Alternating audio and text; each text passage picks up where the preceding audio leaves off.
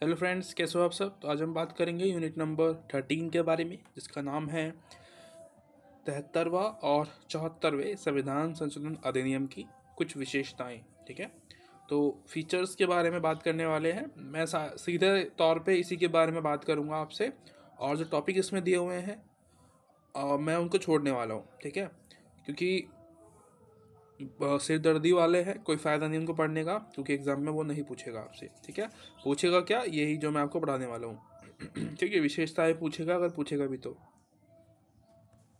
अगर कोई अच्छा समझदार व्यक्ति होगा तो। ठीक है, नहीं तो फालतू लोग भी बहुत बैठे हुए हैं एग्ज़ाम जो है कंडक्ट कराने वाले, और जो एग्ज़ाम सवाल बनाते हैं वैसे लोग। तो बात करते हैं 73 आर्टिकल, यानी कि जो संशोधन हुआ है अमेंडमेंट का, कुछ विशेषताएं हैं इसकी, उसके बारे में हम पढ़ लेते हैं। ठीक है, वन बाय वन पढ़ेंगे, सबको शांति से बैठ के समझेंगे, क्योंकि अब आज का टॉपिक सिर्फ यही है। लगभग 10 मिनट में वीडियो पूरी होने वाली है। ठीक है, कोशिश करूँगा कि जल्दी कर लूँ। सबसे पहले कह रहा, प्रत्येक गांव में एक ग्रामीण सभा होगी। ठीक है, जिसके पास ऐसे अधिकार होंगे और जो ऐसे कार्य करेगी जो राज्य की विधायिका उसे कानून द्वारा सौंपेगी। तो बेसिकली संविधान में लिखा हुआ है 73 अमेंडमेंट के द्वारा कि भाई हर एक राज्य में, ठीक है, प्रत्येक गांव में एक ग्राम सभा होगी। ठीक है, ग्राम सभा, ये याद रखना आप, ये जो ग्राम सभा होती है वो होगी सभा। बेसिकली जहाँ पे लोग इकट्ठे होते हैं उसको सभा बोलते हैं। ठीक है, वो बैठ के डिसीजन लेंगे कि भाई गांव में क्या क्या काम होना चाहिए इसके लिए। ठीक है, डेवलपमेंट के लिए क्या करना चाहिए, उसके बारे में जो लोग जो है खुद अपने हिसाब से खुद की सरकार चलाएंगे वहाँ पे। इसके लिए 73 आर्टिकल गांव के लिए स्पेशल, इसको हम गांव के लिए ही पढ़ रहे हैं, सिर्फ गांव के लिए। ठीक है, अभी हमने नगर परिषद जो है उसको नहीं पढ़ा है, अभी हम उसको नहीं पढ़ रहे हैं। ठीक है, सबसे पहले आपने ये पढ़ लिया कि भाई सभी गाँव में होगी एक ग्राम सभा। ठीक है, और जो डेवलपमेंट के काम के बारे में बताएंगे, और ये जो सारे निर्णय लेंगे ना, जो भी काम देने हैं ग्राम पंचायत को, तो वो सभी निर्णय कौन लेगा? राज्य की जो विधायिका होती है ना, वो। ठीक है, राज्य की जो विधायिका होती है, विधानसभा कह सकते हो आप, वो लेती है सारे डिसीजन कि भाई क्या क्या काम होने वाले हैं। उसके अलावा कह रहे कि जो पंचायत के जो सदस्य होते हैं उनका चुनाव होगा वो प्रत्यक्ष रूप से किया जाएगा, ऐसा 73 जो अमेंडमेंट है उसमें लिखा हुआ है। ठीक है, उसके अलावा इसके अंदर अपवाद भी है, सारे चुनाव प्रत्यक्ष नहीं होते हैं। ठीक है, यानी कि लोग ही नहीं चुनेंगे, कुछ चुनाव ऐसे भी हैं जो कि अप्रत्यक्ष रूप से होंगे, जिनको हम चुनेंगे वो जो है अपने हिसाब से लोगों को चूज़ करेंगे। जैसे कि जो भी हम गवर्नमेंट चुनते हैं, जैसे कि बीजेपी है अभी पार्टी, वो पावर में है, तो हमने जो है उसके जो एमएलएस थे, एमपीज थे, उनको चुना। ठीक है, उन लोगों ने जो है फिर अपना एक प्रधानमंत्री चुन के उसको खड़ा किया कि भाई ये हमारा जो है प्राइम मिनिस्टर बनेगा, ये हमारे अध्यक्ष बनेंगे। तो इस तरीके से वो जो है प्रोसेस होता है। कह रहा है कि जो मध्यम और जिला स्तर के जो चुनाव होते हैं उसके जो अध्यक्ष होंगे वो होंगे अप्रत्यक्ष रूप से। ठीक है, अप्रत्यक्ष, इनडायरेक्टली जो है इलेक्ट किए जाएंगे। जिला स्तर मैंने आपको बताया था 3 स्टेप होते हैं, ये होता है जिला, और ये होता है माध्यमिक स्तर। ठीक है, जो समिति जिसको हम कहते हैं पंचायत समिति, और लास्ट में आती है ग्राम। तो जो ग्राम के जो सदस्य होंगे उनको तो हम अप्रत्यक्ष जो है प्रत्यक्ष रूप से चुनेंगे, बाकी ये जो दोनों हैं इनको हम अप्रत्यक्ष यानी कि इनडायरेक्टली इलेक्ट किए जाएंगे। ठीक है,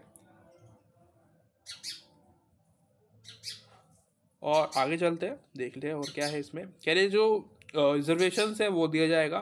ठीक है, हर स्तर पर रिजर्वेशन होगा, लेकिन इसमें भी अपवाद है कि भाई जो रिजर्वेशन है वो किस किस तरीके से मिलेगा। जैसे कि महिलाओं की बात करते हैं, मैंने पहले ही बताया है कि भाई महिलाओं को जो रिजर्वेशन है वो 1/3 है। ठीक है, यानी कि 3 लोग अगर चुने गए हैं, 3 लोग हैं तो उसमें से 1 महिला होगी, 2 पुरुष होंगे। ठीक है, तो इस तरीके से रेशो चलेगा। बराबर में तो अभी भी नहीं है। ठीक है, देखा जाए तो, क्योंकि 3 और 2 में क्या है, मतलब फिर 2-2 होना चाहिए ना, 50-50% होना चाहिए, महिलाओं को भी 2 और पुरुषों को भी 2।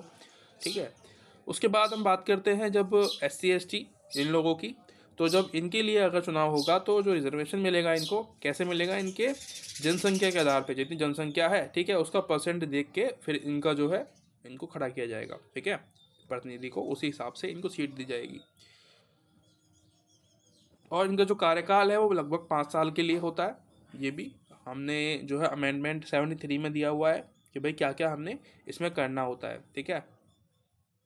उसके अलावा राज्य विधायिका को यह अधिकार दिया गया है कि वह पंचायतों को उपयुक्त स्थानीय कर लगाने, संग्रह करने, विनिमय करने हेतु अधिकृत कर सकती है। तो बेसिकली जो हमारी विधायिका है, ठीक है, राज्य में विधायिका होती है, ठीक है। और जो अगर हम देश की बात करते हैं, संघ की बात करते हैं, तो वहाँ पे हम पार्लियामेंट देखते हैं, ठीक है। पार्लियामेंट के दो रूप होते हैं, दो अंग होते हैं, जिसको हम कहते हैं, एक तो राज्यसभा और एक होती है लोकसभा, ठीक है। तो जो राज्य होती है वो हमारे राज्य जितने भी स्टेट्स हैं उनको प्रेजेंट करती है, रिप्रेजेंट करती है, ठीक है। लेकिन जो लोकसभा है वो हमारे सेंट्रल गवर्नमेंट को प्रेजेंट करती है। तो ये आपको याद रखना होता है हमेशा, जब भी पॉलिटी पढ़ रहे होते हो ना, तो ये चीज़ें अपने ध्यान में रखा करो। तो जो विधायिका है राज्य की, वो जो है पंचायत को, जो पंचायत के लिए कानून बनाती है, ये आपको पता है कि ये जो पूरा जो काम है, ठीक है, वो सिर्फ राज्य पे डिपेंड करेगा कि वो क्या क्या कानून बनाने के लिए देगा, क्या क्या जो है रिसोर्सेज देगा पंचायत को, ताकि वहाँ से जो है वो इनकम जनरेट कर पाए और अपने लोगों के लिए डेवलपमेंट के बारे में सोच सके। वो तो अलग बात है कि सोचती है नहीं सोचती है, अपनी जेब भरने की जो है उनको लगी रहती है, लेकिन हम फिर भी हम बात कर रहे हैं। तो सारा जो काम होता है वो राज्य की विधायिका करती है, ठीक है। तो ये लगान लगाना, संग्रह करना, विनियोजन करना, ये सारे काम कौन बताएगा उनको? राज्य की विधायिका, कि पंचायत को क्या क्या काम करना है, उनको क्या क्या काम मिला हुआ है। उसके अलावा इस तरह आपको पता है कि एक ग्राम होता है माध्यमिक और जिला स्तर के, जो है हमने इसके बारे में पहले पढ़ रखा है, ठीक है। ये आप सर्कुलर बना के बार बार प्रैक्टिस करते रहा करो, और एग्ज़ाम में आप इसी जो है इसको जो है आप एक्सप्लेन करते रहना, सही रहेगा। और एग्ज़ाम में जो है नंबर आपको अच्छे मिलेंगे टीचर्स जो है देख के, क्योंकि टीचर जो है ना इग्नू में नंबर तो देने वाले हैं नहीं सही तरीके से, क्योंकि वो पढ़ते ही नहीं है, ठीक है। मुझे तो डाउट होता है कभी कभी कि वो टीचर जो है पढ़ लिख के है भी या नहीं है, क्योंकि जिनको नंबर देने चाहिए उनको मिलते नहीं है। और जो म्यूज़िक जो है गाने वगैरह लिख के आ रहा है, लिरिक्स लिख के आता है एग्ज़ाम में, उनको नंबर मिल जा रहे हैं। जो महाभारत लिख के आ रहा है, रामायण लिख के आ रहा है, बच्चों को तो ये भी नहीं आती आजकल। तो जो म्यूज़िक वगैरह है, रैप है, वो लिख के आ रहे हैं, उनको नंबर मिल रहे हैं आराम से, ठीक है। मतलब कि ये हाल है इग्नू का। मैं ये नहीं कह रहा हूँ कि बुरा है, पर जो टीचर्स है ना, उन्होंने जो है इसकी रेट ले रखी है, जो स्टाफ है वो बहुत बुरे हैं। मानो या ना मानो, आप में से कोई कुछ लोग जो है उनके जो रिश्तेदार हैं वो पढ़ते होंगे या काम करते होंगे इग्नू में, तो उनको भी पता है कि क्या हालत है इसके, ठीक है। कुछ लोग तो अच्छे होंगे उसके अंदर गिने चुने, लेकिन मोस्टली लोग जिनसे भी मैं मिला हूँ काम करने के लायक नहीं है वो लोग, ठीक है। उनको निकाल के धक्के मार के बाहर निकालो, और कोई अच्छे लोग जो है उनको अपॉइंट किया जाए, तब जो है काम बढ़िया हो सकता है। जिन राज्यों की आबादी 20 लाख से ऊपर नहीं है, कह रहे हैं कि उनमें जो है हम माध्यमिक स्तर जो होता है ना, या जिला स्तर जो होता है, उसको रखना नहीं पसंद करेंगे, तो नहीं करेंगे, ठीक है। बेसिकली राज्यों पर डिपेंड करता है कि वो इस वाला स्तर या जो ये वाला स्तर है इसको चाहे रख सकती है या तो नहीं रख सकती। जैसे कि हमने गुजरात के और महाराष्ट्र के उसमें देखा था ना, कि वहाँ पे जो है, जैसे गुजरात है ना, तो वहाँ पे हम रख सकते हैं बेसिकली इन, मतलब वहाँ पे नहीं है ये वाली जो प्रोसेस है, वो नहीं है, क्योंकि उनकी उनके हिसाब से उनकी मर्जी है कि भाई वो नहीं रखना चाहे तो नहीं रखे, ठीक है। उसके बाद ये कह रहा है कि हर एक 5 साल में वित्त आयोग का जो है गठन किया जाएगा, ठीक है। हर एक 5 साल में वित्त आयोग, ठीक है, जो कि पैसों का प्रबंधन करेगा, ठीक है। ये राज्य के स्तर पर होगा, राज्य करवाएगा इसको, और ये बेसिकली रिसर्च वगैरह करेगा, समीक्षा करेगा कि राज्य को या जो ग्रामीण पंचायत है उनको कितने कितने पैसों की ज़रूरत है, उस हिसाब से जो है वो उसके बारे में विवरण देगा राज्य को। उसके अलावा निरंतरता सुनिश्चित करने हेतु अधिनियम में यह प्रावधान किया गया है कि संशोधन अधिनियम के शुरू होने तक ठीक पहले जो पंचायतें थी वह अपनी अवधि समाप्त होने तक बनी रहेगी, जब तक संबंधित राज्य की विधायिका प्रस्ताव पारित करके उन्हें भंग ना कर दे, ठीक है।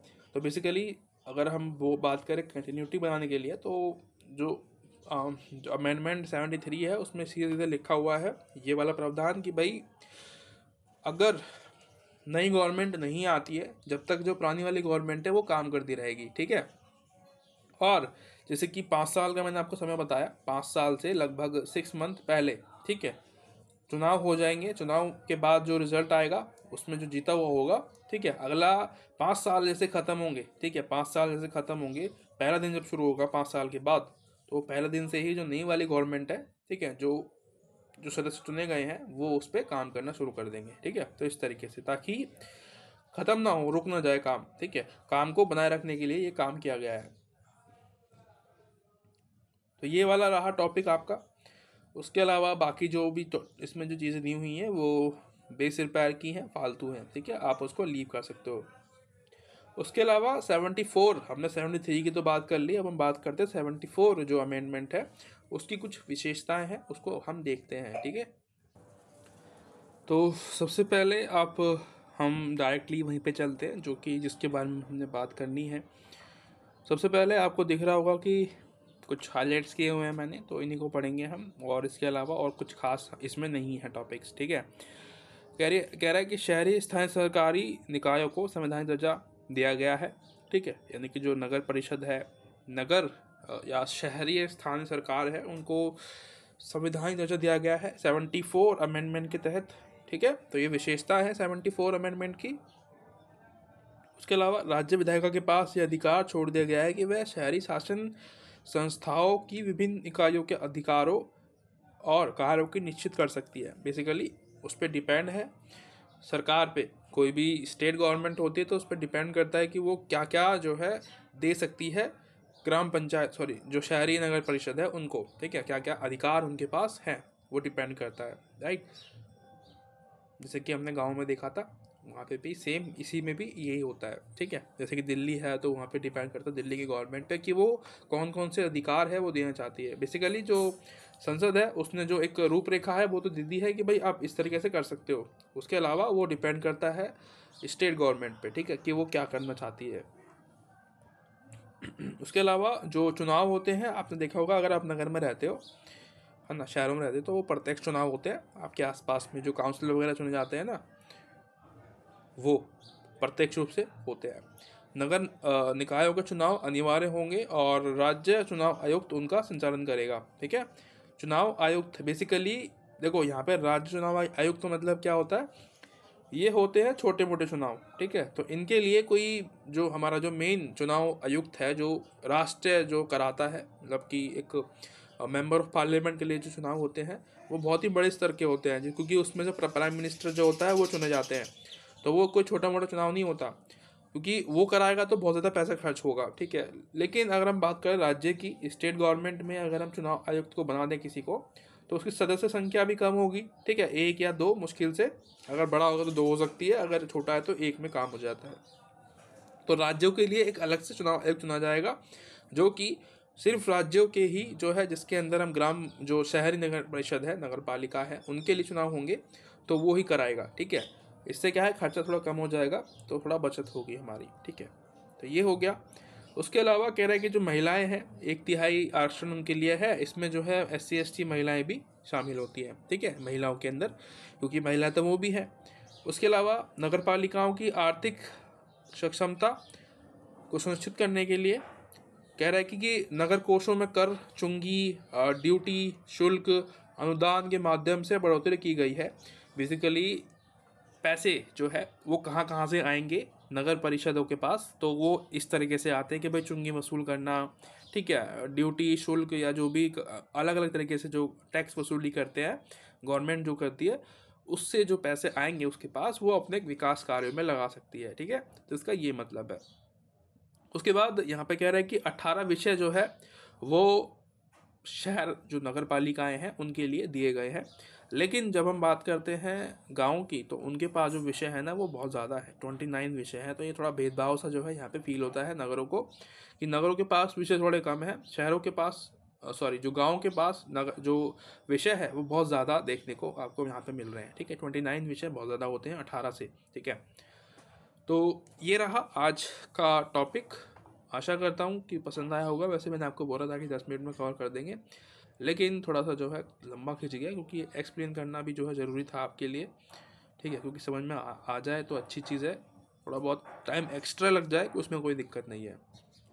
तो आशा करता हूँ ये वीडियो आपको पसंद आई होगी। अगर आप चाहते हैं तो ये जो टॉपिक्स है आप खुद जो है पढ़ लेना, ठीक है। आपकी जो है इच्छा पे डिपेंड करता है। और ये जो स्टेट्स के नाम देखने को मिलते हैं ना आपको, तो ये 73 और 74 आर्टिकल्स के बारे में आपको बताएंगे और डीपली। तो इनको आप एग्जाम्पल्स के तौर पे इनको पढ़ सकते हैं, ठीक है। ये आप पे डिपेंड करता है कि आपको जो है एग्जाम्पल्स का यूज़ करना है आंसर राइटिंग में कि नहीं करना। तो ये आंसर जो है एग्जाम्पल के रूप में आप इनको यूज़ कर सकते हो, ठीक है। क्योंकि चैप्टर बहुत बड़ा है और फालतू की चीज़ें ज़्यादा देखने को मिल रही हैं यहाँ पे मुझे, क्योंकि क्या है ना, इग्नू बहुत ज़्यादा डीप पढ़ने की कोशिश करता है, ठीक है। आपको कोशिश करता है कि वो घुसा दे उस चीज़ में कि हुआ क्या था, ठीक है। तो ये रहा आज का टॉपिक। मिलते हैं अगली वीडियो में, तब तक के लिए thank you so much, bye bye.